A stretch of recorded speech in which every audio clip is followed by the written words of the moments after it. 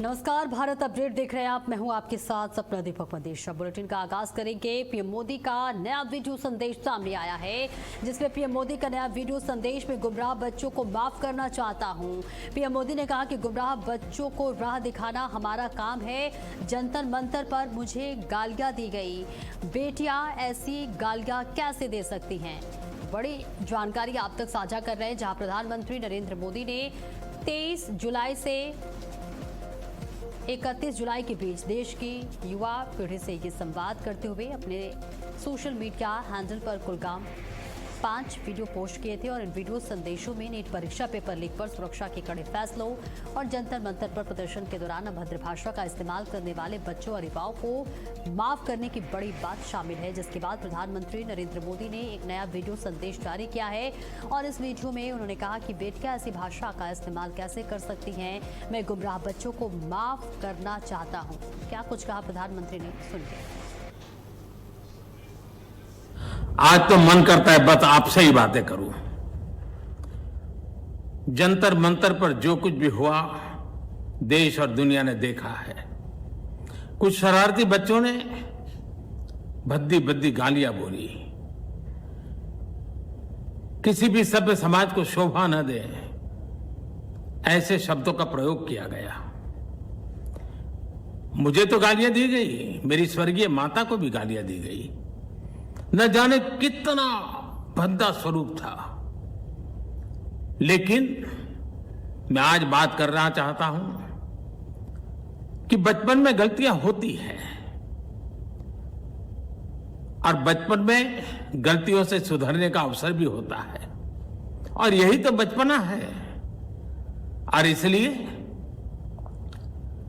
मैं समाज के अंदर जो आक्रोश है उसको भली भांति समझ सकता हूं। एक कल्चरल शॉक है कि हमारी बेटियां इस प्रकार की भाषा कैसे बोल सकती हैं। लेकिन समय है इन बच्चों को गले लगा करके राह दिखाने का। एक गुमराह बच्चे हैं, उनको राह दिखाना हमारा काम है। उनको सजा देना, अदालतों के चक्कर कटवाना, समाज में उनको प्रताड़ित करना, इससे हम परिस्थितियां नहीं बदल पाएंगे। मैं उन्हें माफ करना चाहता हूं। समाज भी मेरी इस बात को स्वीकार करे, क्योंकि मेरे मन में एक ही भाव है। कभी कभी दांतों तले हमारी जीभ आ जाती है, खून निकल आता है, लेकिन हम दांत तोड़ते नहीं है, क्योंकि दांत भी हमारे हैं, जीभ भी हमारी है, बच्चे भी हमारे हैं। उन्हें राह दिखाना हमारा काम है।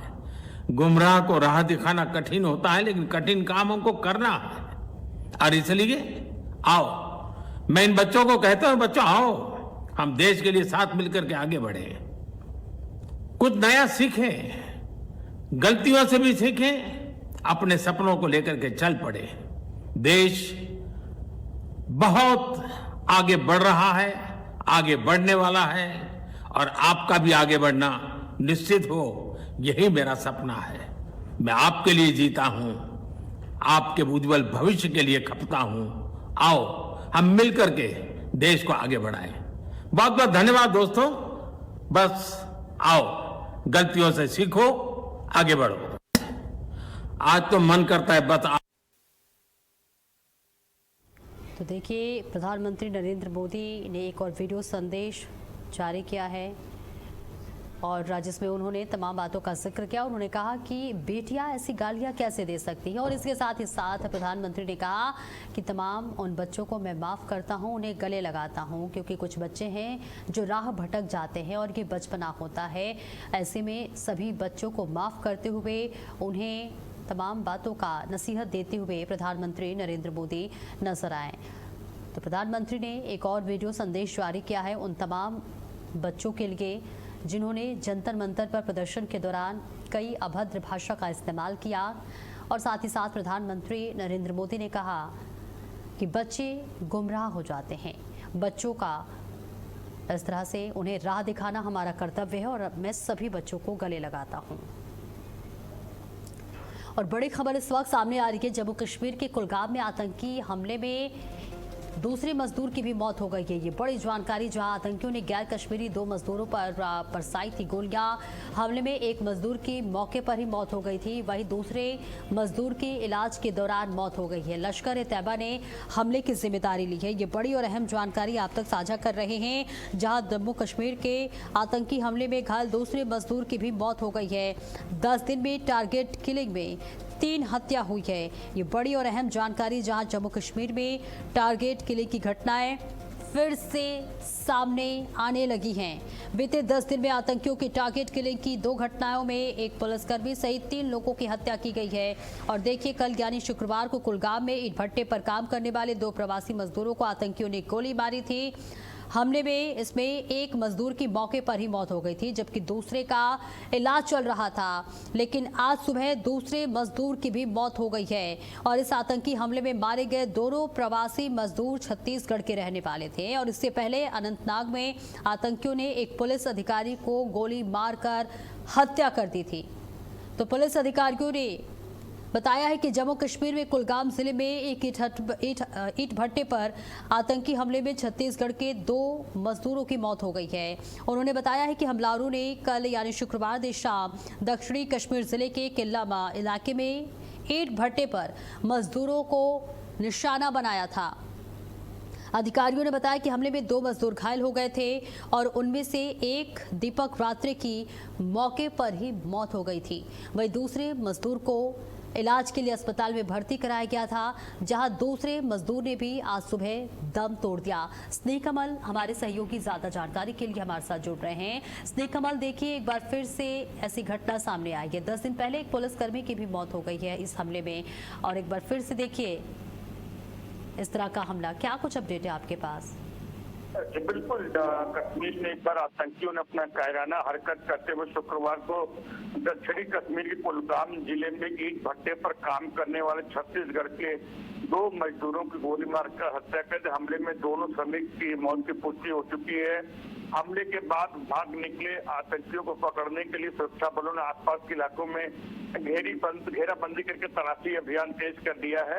हालांकि इस हमले की अगर जिम्मेदारी की बात करें तो लश्कर ए तैयबा के जो मुखौटा संगठन है, द रेजिस्टेंस फ्रंट, TRF ने लेते हुए आने वाले दिनों में ऐसे और हमले करने की धमकी दी है।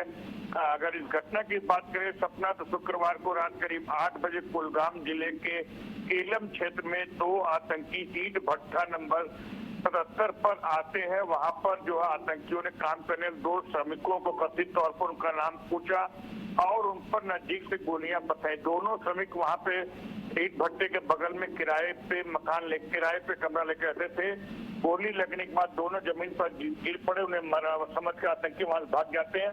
आतंकियों के जाने के बाद खून से लथपथ श्रमिकों को उनके साथियों ने स्थानीय लोगों की मदद से अनंतनाग मेडिकल कॉलेज लेकर, जहां पर डॉक्टरों ने दीपक रात्रे पुत्र उमाशंकर को मृत घोषित कर दिया, जबकि दूसरे श्रमिक भूपेंद्र पुत्र दशरथ को देर रात मृत घोषित किया। उससे पहले उसकी हालत को देखते हुए बेहतर उपचार के लिए शेर कश्मीर आयुर्विज्ञान अस्पताल रेफर किया गया। दीपक की छाती और भूपेंद्र के पेट में गोली लगी थी। देर रात दूसरे जो घायल थे दीपक भूपेंद्र, उनकी भी मौत हो गई।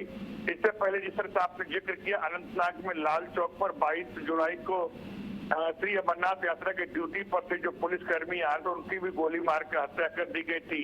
तो पिछले वर्ष की अगर बात करें 22 अप्रैल को भी पहलगाम में ही ऐसा हमला हुआ था, जब तीर्थयात्रियों से उनका नाम और धर्म पूछकर गोली मारी गई थी। तो कुल मिलाकर जिस तरह की जो घटनाएं हो रही हैं जम्मू कश्मीर में, जहाँ पर जो है लोगों से धर्म और नाम पूछकर गोली मारी जा रही है, वही जम्मू कश्मीर के विशेषज्ञों का कहना है कि जिस तरह से पाकिस्तान अधिकृत कश्मीर में जनता का विरोध हो रहा है, लोग जो पाकिस्तान से आजादी चाहते हैं, उससे ध्यान भटकाने के लिए पाकिस्तान समर्थित आतंकवादियों की कुत्सित चाल है कि ताकि जनता का ध्यान, लोगों का ध्यान जो है पाकिस्तान अधिकृत कश्मीर से हटकर कश्मीर की तरफ आ जाए। बिल्कुल स्नेह कमल, आपने बताया 22 जुलाई को देखिए एक पुलिस अधिकारी की भी हत्या की गई थी। ऐसे में अनंतनाग में पुलिस अधिकारी की हत्या और देखिए कुलगाम में हमले के बीच क्या कोई अब तक संबंध सामने आया है? जी अभी ये जांच का विषय है कि दोनों में संबंध है या नहीं है। फिलहाल अपने जिम्मेदारी लश्कर तैयबा के जो है शैडो संगठन ने लिया और अपनी धमकी दी कि आगे भी ऐसे हमले करेंगे। बिल्कुल, क्या खुफिया एजेंसियों को पहले से कोई इनपुट मिला था?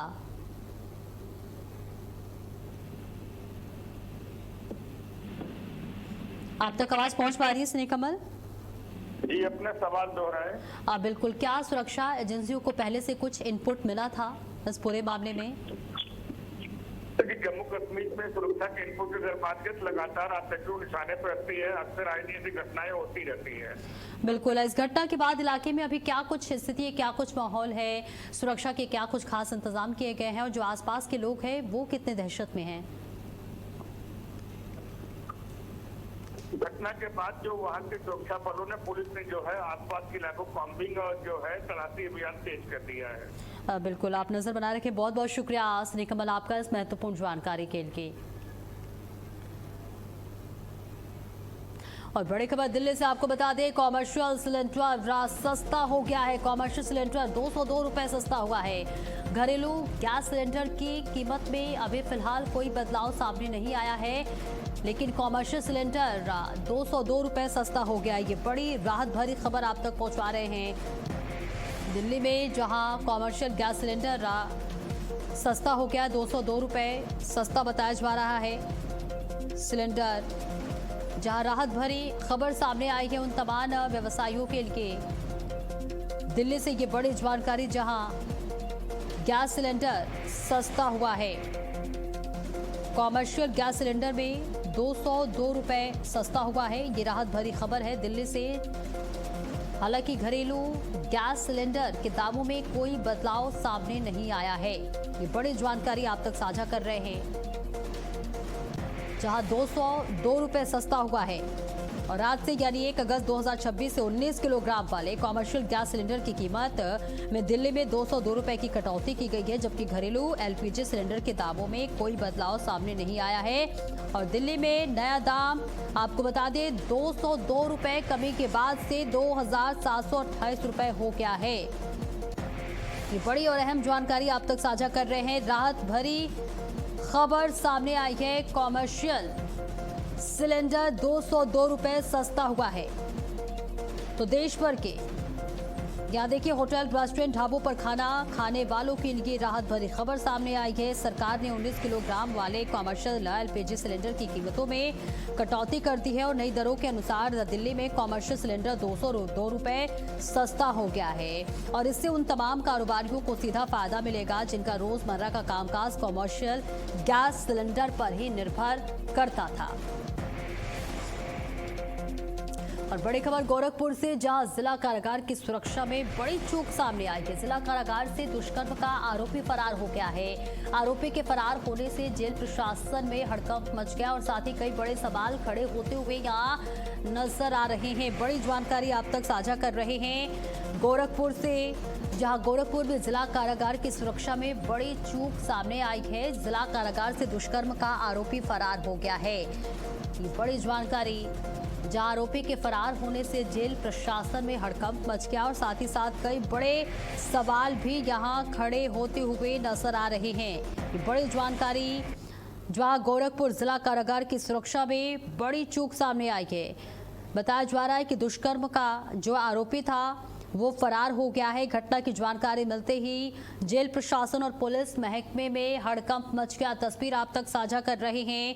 फरार बंदी की तलाश में आसपास के इलाकों में नाकाबंदी कराई गई है। सीसीटीवी फुटेज खंगाले जा रहे हैं और जानकारी के अनुसार बांसगांव क्षेत्र के सरसोपार निवासी विपिन पुत्रा हरिशंकर को दुष्कर्म और पॉक्सो एक्ट के मामले में गिरफ्तार कर 18 जुलाई को जिला कारागार भेजा गया था, जहां कल सुबह करीब 9:30 बजे बंदी रक्षक 49 बंदियों को जेल परिसर से सटी नई बाउंड्री वॉल के पास स्थित बगिया में कार्य कराने के लिए ले गए थे। और आरोप है कि इसी दौरान विपिन मौका पाकर एक पेड़ पर चढ़ा और वहां से जेल की दीवार पार कर फरार हो गया।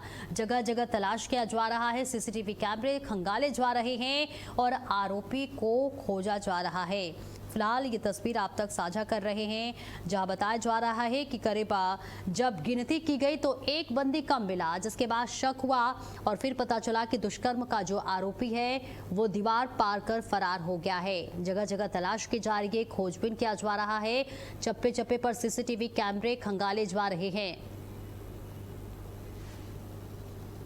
देखिए जेल से जो सूचना मिली अराउंड 9:30 बजे मॉर्निंग में, इनका जो पीछे का एक कंपाउंड है जहाँ पर सब्जी और बाकी खेती का कार्य होता है, वहाँ पे उस टाइम में कैदियों को ले जाके जो अपना वर्क कर रहे थे, उस टाइम पे एक कैदी जिसका नाम विपिन पुत्र हरिशंकर है, ये आपके धारा 133(2)(24)(2) BNS में और 5/6 पॉक्सो एक्ट में यहाँ पे निरुक्त था। ये 18/7/26 को जेल में आया था।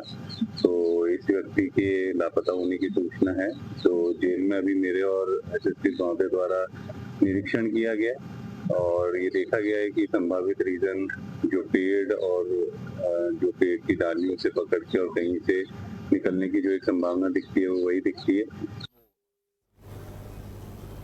और लखनऊ से बड़ी खबर, जहां गोरखपुर जेल से कैदी फरार होने का मामला सामने आया है। डीजीपी कारागार का एक्शन, 5 लोग निलंबित किए गए हैं। जेलर, 3 जेल वार्डर और 1 हेड वार्डर सस्पेंड किए गए हैं। जेलर अरुण कुमार को निलंबित किया गया है। सभी के खिलाफ विभागीय जांच भी शुरू हो गई है। तो जेलर, 3 जेल वार्डर और 1 हेड वार्डर को सस्पेंड किया गया है। ये बड़ी जानकारी आप तक साझा कर रहे हैं और अभी आपको बताते चले कि ये बड़ी जानकारी हमने दी थी, जहां गोरखपुर से एक दुष्कर्म का आरोपी फरार हो गया, जिसके बाद अब बड़ा एक्शन इस वक्त हुआ है। ये बड़ी जानकारी आप तक साझा कर रहे हैं, जहां उत्तर प्रदेश में गोरखपुर जिला कारागार से बंदी फरार होने के मामले में जेलर समेत 5 अधिकारियों और कर्मचारियों को निलंबित कर दिया गया है। जेल अधीक्षक के खिलाफ विभागीय कार्रवाई की संस्तुति शासन को भेजी गई है। बहुत बड़ी ये चूक मानी जा रही है और कई बड़े सवाल भी यहाँ जरूर खड़े होते हुए नजर आ रहे हैं, जिसके बाद इस पूरे मामले में बड़ा एक्शन हुआ है। तो गोरखपुर जिला कारागार से आपको बताते चले, बंदी के फरार होने के बाद से ये बड़ी कार्रवाई हुई है, बड़ा एक्शन लिया गया है। जब मामले की शुरुआती जांच में जेल वार्डर जितेंद्र कुमार गौतम और Jitendra Kumar Dubey, head jail warder Gyan Prakash Srivastava और रामजीत सिंह व जेलर अरुण कुमार प्रथम दृष्टया दोषी पाए गए हैं और इन सभी को तत्काल निलंबित कर उनके खिलाफ विभागीय जांच शुरू कर दी गई है। ये बड़ी जानकारी आप तक साझा कर रहे हैं, जहां गोरखपुर जेल से बंदी फरार हो गया और जेलर समेत 5 पर गाजगिरी है किए गए निलंबित, जहां विभागीय कार्रवाई की संस्तुति की गई है। तो उत्तर प्रदेश में गोरखपुर जिला कारागार से बंदी के फरार होने के बाद से ये बड़ा एक्शन, जहां इस पूरे मामले में जेलर समेत 5 अधिकारियों को, कर्मचारियों को निलंबित कर दिया गया है। प्रवीर पांडे हमारे सहयोगी ज्यादा जानकारी के लिए हमारे साथ जुड़ रहे हैं। प्रवीर, देखिए अब बड़ी कार्रवाई हुई है, जहां गोरखपुर जेल से बंदी फरार हो गया, जेलर समेत 5 पर गाजगिरी है। निश्चित तौर पर आपको बता दें कि जिस तरीके से जेल में लापरवाही हुई और जो 501 तो दुष्कर्म के मामले में गोरखपुर जिला जेल में विपिन कुमार नाम का व्यक्ति बंद था, उसके फरार होने के बाद डीजी जेल जो है वो पीसी मीडिया ने तत्काल प्रभाव से 5 लोगों को के खिलाफ कार्रवाई की है।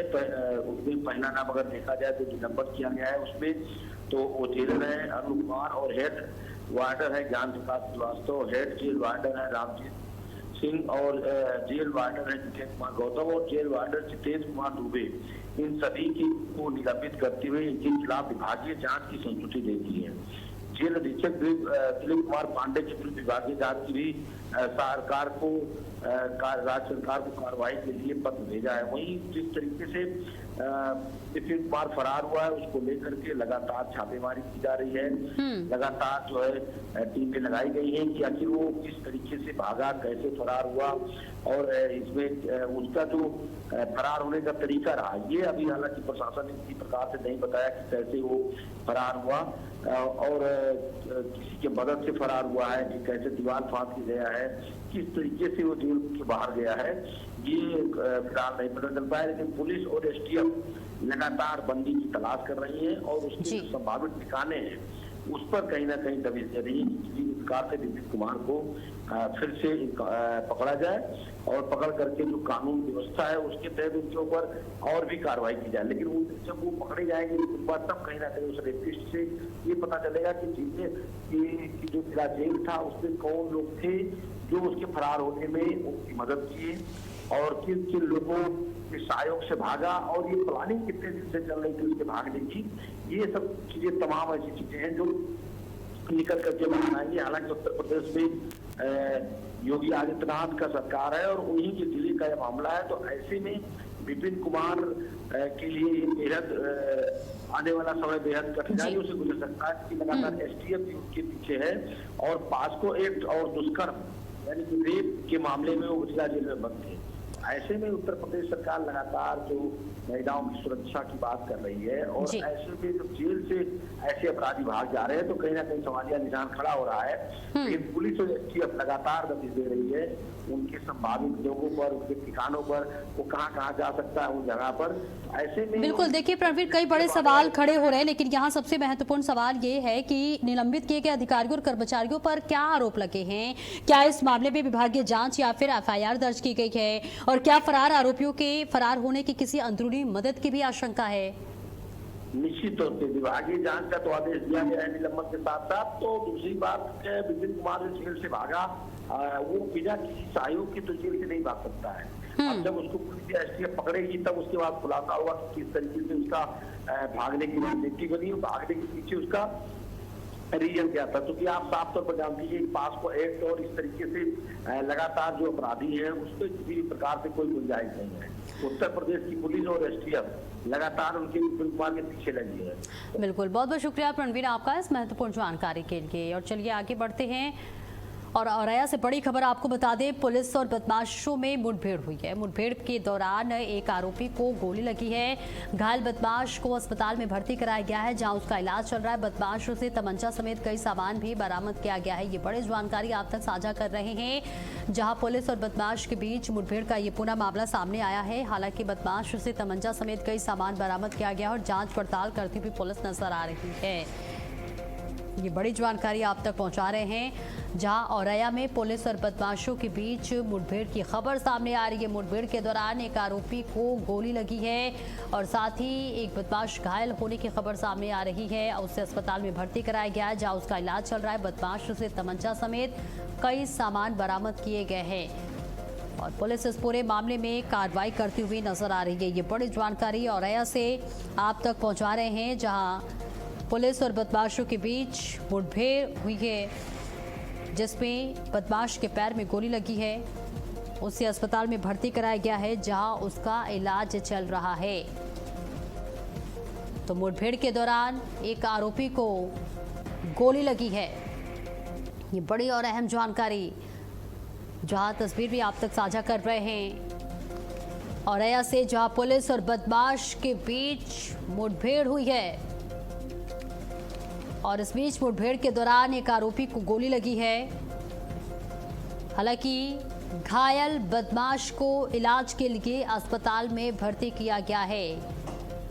बदमाश से तमंचा समेत कई सामान बरामद हुआ है और साथ ही साथ ये पता लगाने की कोशिश की जा रही है कि इसके गिरोह में और कौन कौन शामिल है और कब से ये इस तरह के कृत्य को अंजाम दे रहा था। फिलहाल पुलिस और बदमाश के बीच ये मुठभेड़ हुई है, जहां आरोपी के पैर में गोली लगी है। आरोपी को इलाज के लिए अस्पताल में भर्ती किया गया है, जहां आरोपी का इलाज चल रहा है।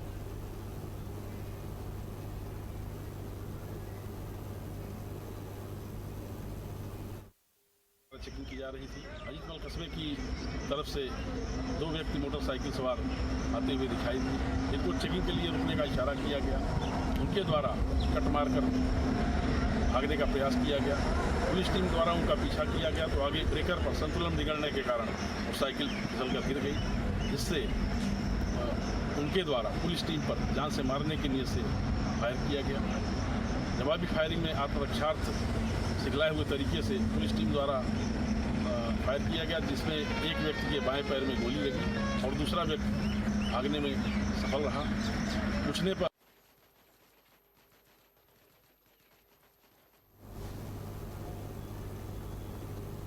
और मुरादाबाद रेलवे स्टेशन के पास स्थित टीआरडी क्वार्टर परिसर में उस समय हड़कंप मच गया जब वहां मौजूद एक बड़े पेड़ पर एक अजगर देखा गया। वह स्थानीय निवासियों की ओर से सूचना दिए जाने के बाद रेस्क्यू टीम और वन विभाग के कर्मी तुरंत मौके पर पहुंचे और टीम ने सूझबूझ और सावधानी के साथ पेड़ पर चढ़े भारी भरकम अजगर को सफल रेस्क्यू किया और उसे सुरक्षित बोरे में बंद कर घने जंगल में ले जाकर सुरक्षित छोड़ दिया गया। ये तस्वीर आप तक साझा कर रहे हैं, जहां वन विभाग की टीम ने अजगर का सुरक्षित रेस्क्यू किया है और उसे जंगल में ले जाकर छोड़ दिया गया है।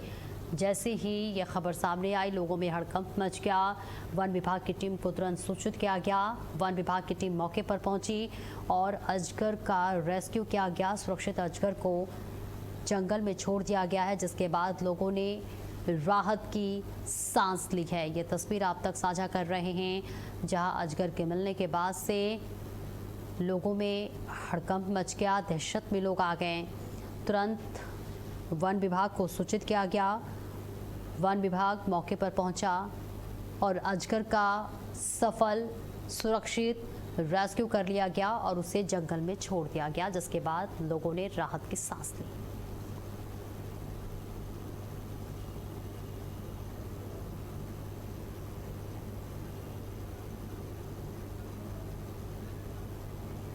और इसी के साथ इस बुलेटिन में इतना ही। खबरों का सिलसिला लगातार जारी है।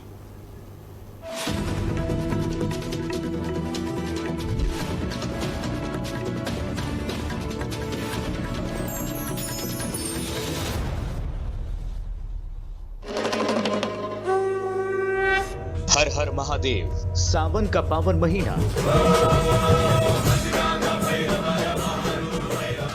भोले के रंग में रंगा हिंदुस्तान। हर ओर हर हर महादेव की गूंज, हर कदम पर उमड़ता आस्था का सैलाब। शिव भक्तों की सेवा में जुटी योगी सरकार। ये डबल इंजन की सरकार आई, हमने कहा धूम धड़ाके के साथ कावड़ यात्रा निकलेगी। हम सुविधा देंगे और अनुशासित तरीके से शिव भक्त जाकर के कावड़ यात्रा निकालेगा। सुरक्षा, व्यवस्था और सुविधाओं का जबरदस्त इंतजाम। महाआस्था के महापर्व पर भारत अपडेट ने भी की है पूरी तैयारी। रहेगा हर पल आपके साथ।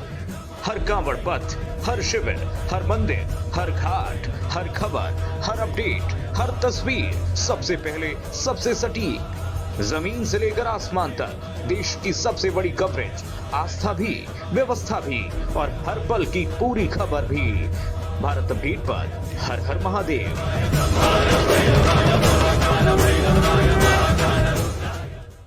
घुटना, कंधा या कमर, चाहे जैसा हो दर्द, डॉक्टर ऑर्थो आपको देता है दर्द से पूरी आजादी। ये कोई टेम्पररी पेन किलर नहीं, आयुर्वेदिक औषधि है। खबरों की दुनिया में भारत अपडेट न्यूज चैनल की धमाकेदार एंट्री।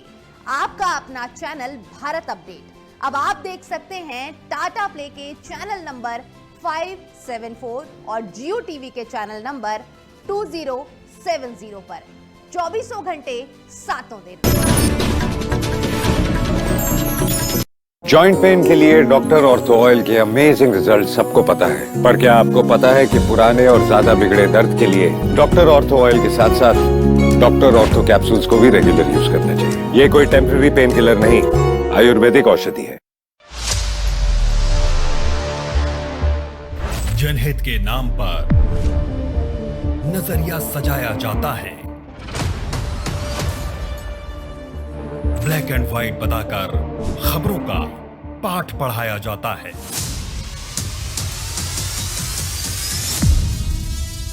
तो कहीं आपकी बात को आज की बात से दबाया जाता है, लेकिन खबरों की दुनिया में 20 वर्षों से अधिक का अनुभव कहता है कि सच सिर्फ काला या सफेद नहीं होता। सच की अपनी परतें होती हैं और उन परतों के पीछे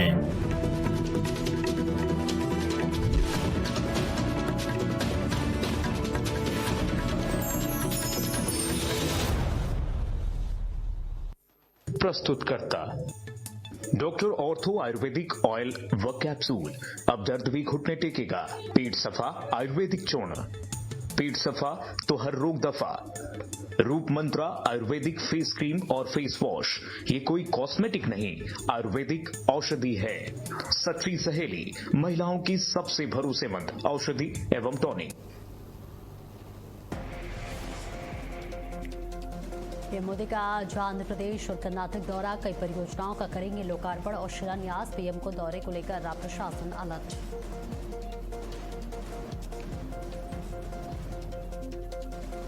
पीएम मोदी का नया वीडियो संदेश, कहा मैं गुमराह बच्चों को माफ करना चाहता हूं, गुमराह बच्चों को राह दिखाना हमारा काम।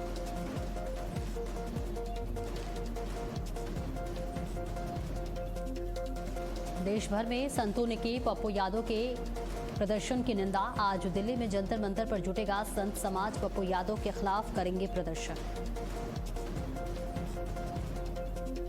जम्मू कश्मीर के कुलगाम में आतंकी हमला, आतंकियों ने 2 मजदूरों पर बरसाई गोलियां, एक की मौत।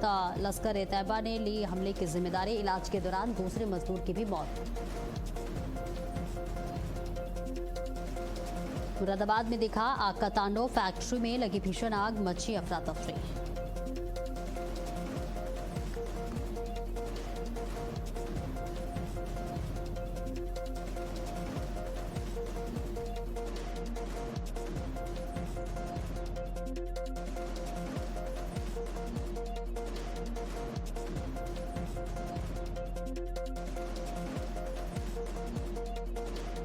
नमस्कार, भारत अपडेट देख रहे हैं आप। मैं हूं आपके साथ सपना दीपक मदेशिया। बुलेटिन का आगाज करेंगे बड़ी खबर के साथ, और बड़ी खबर आपको बता दें, पीएम मोदी का जो आंध्र प्रदेश और कर्नाटक दौरा है। कर्नाटक और आंध्र प्रदेश को देंगे करोड़ों की सौगात, कई परियोजनाओं का लोकार्पण और शिलान्यास करेंगे प्रधानमंत्री। पीएम के दौरे को लेकर प्रशासन अलर्ट मोड में है। ये बड़ी और अहम जानकारी आप तक साझा कर रहे हैं, जहां आज प्रधानमंत्री नरेंद्र मोदी कई करोड़ की परियोजनाओं का लोकार्पण और शिलान्यास करेंगे।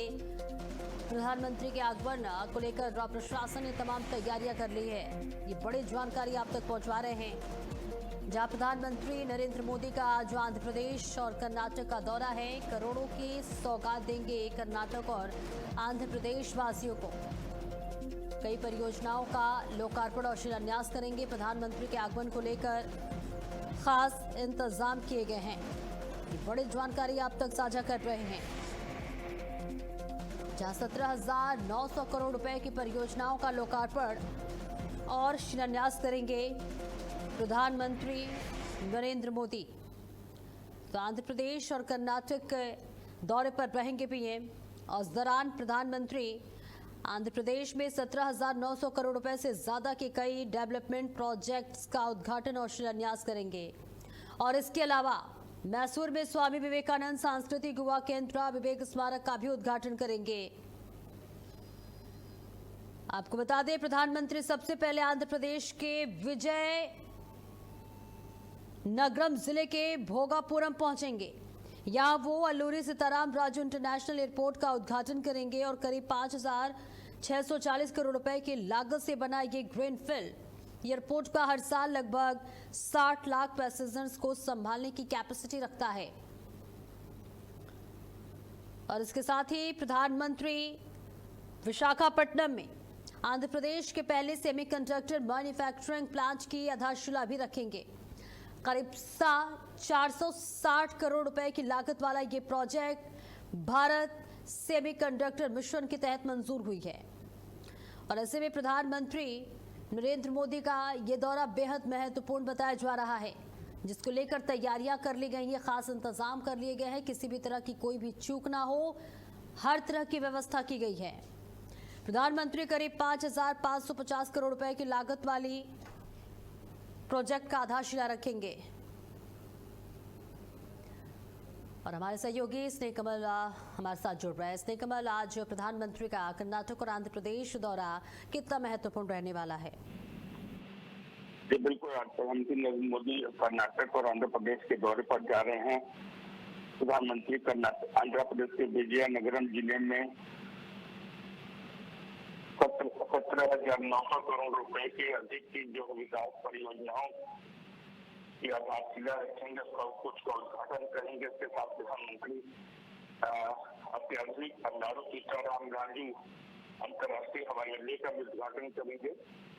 प्रधानमंत्री कार्यालय के अनुसार प्रधानमंत्री सुबह 11 बजे आंध्र प्रदेश के विजयनगरम जिले के भोगकोट स्थित अल्लूरी सीताराम राजू अंतर्राष्ट्रीय हवाई अड्डे के टर्मिनल भवन का निरीक्षण करेंगे। लगभग 11:30 बजे प्रधानमंत्री हवाई अड्डे का उद्घाटन करेंगे और भोगपुरम में 17,900 करोड़ रुपए के आगे की जो है विकास परियोजनाओं की आधारशिला रखेंगे, उन्हें जो है राष्ट्र को समर्पित करेंगे।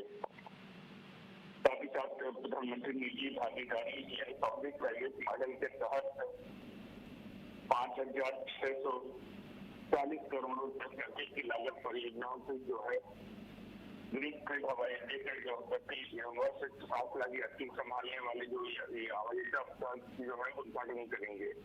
इसके बाद दोपहर 2:30 बजे प्रधानमंत्री मैसूरू स्थित श्री रामकृष्ण आश्रम में स्वामी विवेकानंद सांस्कृतिक युवा केंद्र में स्मारक का उद्घाटन करेंगे। इस अवसर के सभा को संबोधित करेंगे।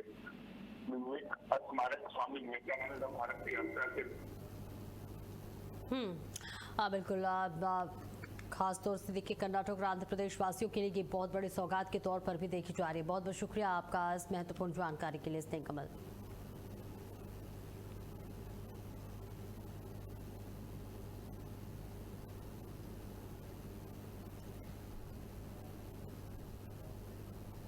और एक और बड़ी खबर आपको दे दें, जहां पीएम मोदी का नया वीडियो संदेश जारी हुआ है। पीएम मोदी के नए वीडियो संदेश में गुमराह बच्चों को माफ करना चाहता हूं। इसके साथ ही पीएम ने कहा कि गुमराह बच्चों को राह दिखाना हमारा काम है। जंतर मंतर पर मुझे गालियां दी गई, बेटियां ऐसी गालियां कैसे दे सकती हैं। प्रधानमंत्री नरेंद्र मोदी का एक और वीडियो सामने आया है, जिसमें तमाम बातों का जिक्र करते हुए प्रधानमंत्री नजर आ रहे हैं। प्रधानमंत्री ने कहा कि जंतर मंतर पर मुझे गालियां दी गई, बेटियां ऐसी गालियां कैसे दे सकती हैं। पीएम मोदी का नया वीडियो संदेश, जिसमें उन्होंने कहा कि मैं गुमराह बच्चों को माफ करना चाहता हूं। इसके साथ ही प्रधानमंत्री ने गुमराह बच्चों को राह दिखाना हमारा काम है जिक्र करते हुए नजर आए। ये बड़ी जानकारी आप तक साझा कर रहे हैं, जहां प्रधानमंत्री नरेंद्र मोदी ने एक और वीडियो जारी कर महत्वपूर्ण बातों का जिक्र किया। उन्होंने कहा कि जंतर मंतर पर आंदोलन का जिक्र करते हुए कहा कि प्रदर्शन के दौरान मुझे और मेरी मां को भद्दी भद्दी गालियां दी गई। पीएम मोदी ने कहा कि हमारे देश की बेटियां ऐसी भाषा कैसे बोल सकती हैं। ये गुमराह बच्चे हैं, इन्हें गले लगाकर राह दिखाने का समय है। पीएम ने कहा मैं इन बच्चों को माफ करना चाहता हूं। वीडियो संदेश के जरिए प्रधानमंत्री ने तमाम बातों का जिक्र किया। उन्होंने कहा कि ये गुमराह बच्चे हैं और मैं इन्हें माफ करना चाहता हूं। क्या कुछ कहा प्रधानमंत्री ने, सुनिए। मेरी इस बात को स्वीकार करें, क्योंकि मेरे मन में एक ही भाव है। कभी कभी दांतों तले हमारी जीभ आ जाती है, खून निकल आता है, लेकिन हम दांत तोड़ते नहीं है, क्योंकि दांत भी हमारे हैं, जीभ भी हमारी है, बच्चे भी हमारे हैं। उन्हें राह दिखाना हमारा काम है। गुमराह को राह दिखाना कठिन होता है, लेकिन कठिन काम हमको करना है। और इसलिए आओ, मैं इन बच्चों को कहता हूं, बच्चों आओ, हम देश के लिए साथ मिलकर के आगे बढ़े, कुछ नया सीखें, गलतियों से भी सीखें, अपने सपनों को लेकर के चल पड़े। देश बहुत आगे बढ़ रहा है, आगे बढ़ने वाला है, और आपका भी आगे बढ़ना निश्चित हो, यही मेरा सपना है। मैं आपके लिए जीता हूं, आपके उज्जवल भविष्य के लिए खपता हूं। आओ हम मिलकर के देश को आगे बढ़ाएं। बहुत बहुत धन्यवाद दोस्तों। बस आओ, गलतियों से सीखो, आगे बढ़ो। आज तो मन करता है बस आपसे ही बातें करूं। जंतर मंतर पर जो कुछ भी हुआ, देश और दुनिया ने देखा है। कुछ शरारती बच्चों ने भद्दी भद्दी गालियां बोली, किसी भी सभ्य समाज को शोभा न दे ऐसे शब्दों का प्रयोग किया गया। मुझे तो गालियां दी गई, मेरी स्वर्गीय माता को भी गालियां दी गई। न जाने कितना भद्दा स्वरूप था, लेकिन मैं आज बात करना चाहता हूं कि बचपन में गलतियां होती हैं और बचपन में गलतियों से सुधरने का अवसर भी होता है और यही तो बचपना है। और इसलिए मैं समाज के अंदर जो आक्रोश है उसको भली भांति समझ सकता हूं। एक कल्चरल शॉक है कि हमारी बेटियां इस प्रकार की भाषा कैसे बोल सकती हैं, लेकिन समय है इन बच्चों को गले लगा करके राह दिखाने का। एक गुमराह बच्चे हैं, उनको राह दिखाना हमारा काम है। उनको सजा देना, अदालतों के चक्कर कटवाना, समाज में उनको प्रताड़ित करना, इससे हम परिस्थितियां नहीं बदल पाएंगे। मैं उन्हें माफ करना चाहता हूं। समाज भी मेरी इस बात को स्वीकार करे, क्योंकि मेरे मन में एक ही भाव है। और एक और बड़ी खबर, जो आज जम्मू कश्मीर के कुलगाम में आतंकी हमला हुआ है। आतंकियों ने 2 मजदूरों पर गोलियां बरसाई है। ये बड़ी जानकारी आप तक पहुंचा रहे हैं। जहां हमले में 1 मजदूर की मौत हो गई है, 1 घायल हुआ है। लश्कर-ए-तैयबा ने हमले की जिम्मेदारी ली है। बड़ी जानकारी आप तक साझा कर रहे हैं। जहां इस हमले में 1 मजदूर की मौत की खबर सामने आ रही है, साथ ही 1 की घायल होने की भी खबर सामने आ रही है, जिसे अस्पताल में भर्ती कराया गया, इलाज चल रहा है। ये बड़ी जानकारी, जहां इलाके में सुरक्षा बलों का सर्च ऑपरेशन लगातार जारी है। ये बड़ी जानकारी आप तक साझा कर रहे हैं। जम्मू कश्मीर के कुलगाम में आतंकी हमला हुआ है। आतंकियों ने 2 मजदूरों पर गोलियां बरसाई हैं। 1 मजदूर की मौत हो गई, हालांकि 1 मजदूर के घायल होने की खबर सामने आ रही है। सुरक्षा बल तैनात किया गया है। लश्कर-ए-तैयबा ने हमले की जिम्मेदारी ली है। ये बड़ी और अहम जानकारी, जहां जम्मू कश्मीर के कुलगाम जिले में ये बड़ा हादसा हुआ है, जहां आतंकी हमला हुआ है। कुलगाम में 2 मजदूरों पर गोलियां चलाई गई हैं। 1 मजदूर के घायल होने की खबर सामने आ रही है, जिसे इलाज के लिए अस्पताल में भर्ती कराया गया है। और घटना के बाद सुरक्षा बलों ने पूरे इलाके को घेरकर सर्च ऑपरेशन शुरू कर दिया है। ये बड़ी जानकारी आप तक साझा कर रहे हैं। जम्मू कश्मीर के कुलगाम में बड़ा आतंकी हमला, जहां आतंकियों ने 2 गैर कश्मीरी मजदूरों पर फायरिंग कर दी। इस हमले में 1 मजदूर की मौत हो गई है, जबकि दूसरा गंभीर रूप से घायल बताया जा रहा है। अधिकारियों के अनुसार आतंकियों ने किल्लाम इलाके में 2 गैर स्थानीय लोगों को निशाना बनाया है। फायरिंग के तुरंत बाद दोनों घायलों को इलाज के लिए नजदीकी अस्पताल ले जाया गया, हालांकि 1 की मौत हो गई। और इस हमले की जिम्मेदारी लश्कर-ए-तैयबा के सहयोगी संगठन द रेजिस्टेंस फ्रंट ने ली है। ये बड़ी जानकारी आप तक साझा कर रहे हैं। आपको बता दें, जम्मू कश्मीर के उपराज्यपाल ने इस हमले की कड़ी निंदा की है। उन्होंने सोशल मीडिया प्लेटफॉर्म एक्स पर बताया कि इस घटना के बाद उन्होंने डीजीपी नलिन प्रभात और सीनियर सुरक्षा अधिकारियों से बात की है। उपराज्यपाल ने सुरक्षा बलों को आतंकियों के खिलाफ अभियान तेज करने और उन्हें जल्द से जल्द मार गिराने के निर्देश दिए हैं। ये बड़ी जानकारी आप तक साझा कर रहे हैं, जहां पूरे इलाके की घेराबंदी कर दी गई है। साथ ही जम्मू कश्मीर में इस वक्त पुलिस और सुरक्षा बल पूरे इलाके को घेर कर रखे हुए हैं और हमलावरों को पकड़ने के लिए अभियान चलाया जा रहा है। हालांकि घायल मजदूर को बेहतर इलाज के लिए अस्पताल में भर्ती कराया गया है।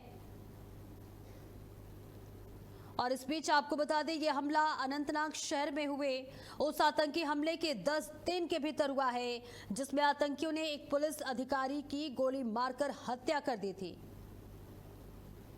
इस बीच ये बड़ी जानकारी सामने आ रही है जम्मू कश्मीर के कुलगाम से, जहां आतंकियों ने गैर स्थानीय मजदूरों पर फायरिंग कर दी है, जिसमें से 1 मजदूर की मौत की खबर सामने आ रही है। वहीं दूसरा मजदूर घायल हो गया है, गंभीर रूप से घायल हो गया है, जिसे अस्पताल में बेहतर इलाज के लिए भर्ती कराया गया है। हालांकि पूरे इलाके में सर्च ऑपरेशन चलाया जा रहा है, घेराबंदी कर दी गई है।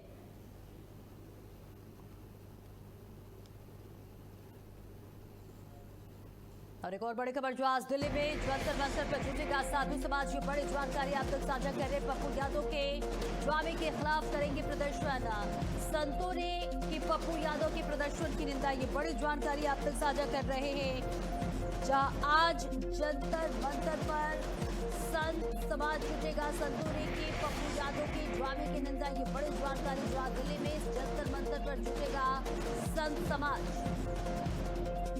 पप्पू यादव के ड्रामे के खिलाफ प्रदर्शन करते हुए संत समाज नजर आएगा। संतों ने पप्पू यादव के ड्रामे की कड़ी निंदा की है और आज जंतर मंतर पर संत समाज जुटेगा। कल तस्वीर आई जब पप्पू यादव ने ड्रामे के संसद के बाहर चंदा चोरी को लेकर ये ड्रामा किया गया था, जिसके बाद अब संत समाज में आक्रोश है, गुस्सा है और आज पप्पू यादव के खिलाफ जंतर मंतर पर संत समाज उतरेगा, प्रदर्शन करेगा। तो संत समाज ने संसद भवन परिसर में सांसद पप्पू यादव द्वारा साधु के वेश में किए गए विरोध प्रदर्शन की कड़ी निंदा की है और इस प्रदर्शन के विरोध में संतों और धार्मिक संगठनों में भारी आक्रोश है। अखिल भारतीय संत समिति के महामंत्री स्वामी जितेंद्रानंद सरस्वती ने इसे संतों और भगवा वेशभूषा का बड़ा अपमान बताया है। संत नेताओं ने इस आचरण और अक्षम्य अपराध करार देते हुए लोकसभा अध्यक्ष से सांसद की सदस्यता रद्द करने की मांग की है। संत समाज में आक्रोश है और आज सांसद पप्पू यादव के खिलाफ जंतर मंतर पर संत समाज उतरेगा, आक्रोश व्यक्त करेगा। ये बड़ी जानकारी आप तक साझा कर रहे हैं, जहां संत समाज ने संसद भवन परिसर में सांसद पप्पू यादव द्वारा साधु के भेष में किए गए विरोध प्रदर्शन की कड़ी निंदा की है और इस प्रदर्शन के विरोध में आज संतों और धार्मिक संगठनों में भारी आक्रोश है, जिसके बाद जंतर मंतर पर आज संत समाज द्वारा प्रदर्शन किया जाएगा। ये तस्वीर आप तक साझा कर रहे हैं, जहां संसद के मॉनसून सत्र के 10वें दिन अयोध्या राम मंदिर में चढ़ावा चोरी के मुद्दे पर विपक्ष ने यह अनोखा प्रदर्शन किया था।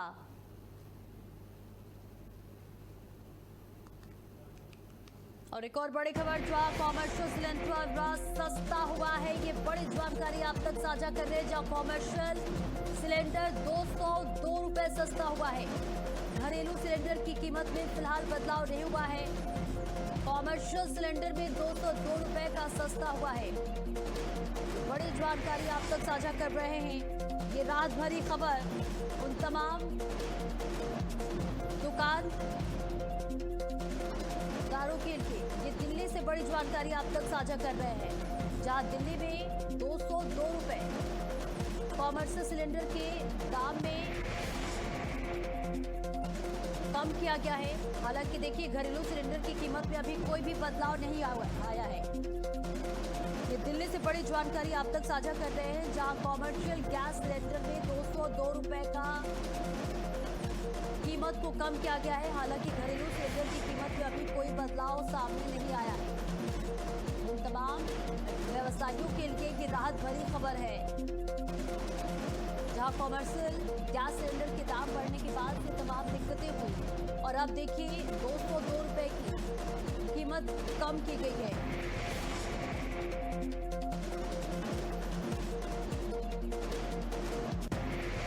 मुरादाबाद से बड़ी खबर, जो मोमबत्ती फैक्ट्री में भीषण आग लगी। आग लगने से इलाके में अफरा तफरी मच गई। अज्ञात कारणों के चलते ये बड़ा हादसा हुआ है। मौके पर पहुंची फायर ब्रिगेड की टीम कड़ी मशक्कत के बाद आग पर काबू पाया गया है। ये बड़ी जानकारी आप तक साझा कर रहे हैं। जैसे ही आग लगी वैसे ही मौके पर अफरा तफरी मच गई। हालांकि समय रहते फायर ब्रिगेड टीम को बुलाया गया। कड़ी मशक्कत के बाद आग पर काबू पा लिया गया है।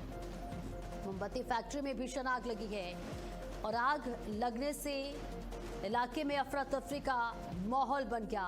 आग लगने से इलाके में अफरा तफरी मच गई और इस बीच तुरंत फायर ब्रिगेड की टीम को सूचित किया गया। फायर ब्रिगेड की टीम मौके पर पहुंची और कड़ी मशक्कत के बाद आग पर काबू पा लिया गया। तब तक बताया जा रहा है कि काफी नुकसान हो गया है। कड़ी मशक्कत के बाद आग पर काबू पा लिया गया। ये बड़ी जानकारी आप तक साझा कर रहे हैं मुरादाबाद से, जहां मोमबत्ती की फैक्ट्री में यह आग लगी है। आग किस वजह से लगी है, फिलहाल यह जानकारी सामने नहीं आई है। हालांकि जैसे ही आग लगी वैसे ही अफरा तफरी मच गई। तुरंत फायर ब्रिगेड को सूचित किया गया। फायर ब्रिगेड मौके पर पहुंची और कड़ी मशक्कत के बाद आग पर काबू पा लिया गया। हालांकि तब तक काफी नुकसान होने की भी अंदेशा जताया जा रहा है। ये बड़ी जानकारी आप तक साझा कर रहे हैं, जहां आग लगने की खबर सामने आई है। एक बार फिर से अग्निकांड की ये तस्वीर, जहां मौके पर फायर ब्रिगेड की टीम पहुंची। कड़ी मशक्कत के बाद आग पर काबू पा लिया गया। ये बड़ी जानकारी मुरादाबाद से आप तक पहुंचा रहे, जहां मोमबत्ती की फैक्ट्री में भीषण आग लग गई और जैसे ही आग लगी वैसे ही अफरा तफरी का माहौल मच गया। हालांकि समय रहते फायर ब्रिगेड टीम को सूचित किया गया। सूचना मिलते ही फायर ब्रिगेड की टीम मौके पर पहुंची।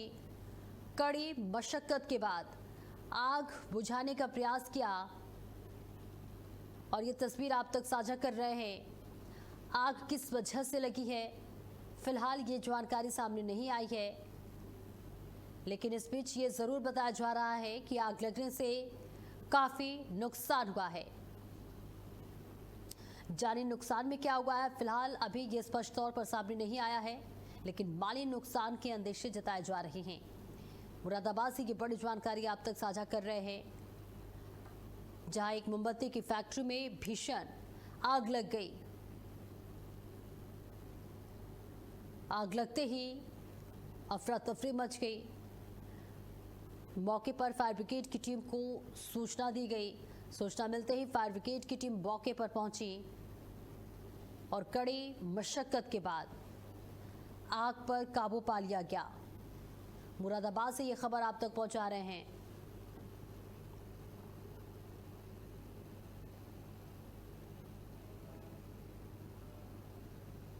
और बड़ी खबर, जो ग्लासगो कॉमनवेल्थ गेम्स में भारत को मिला है 2 गोल्ड मेडल।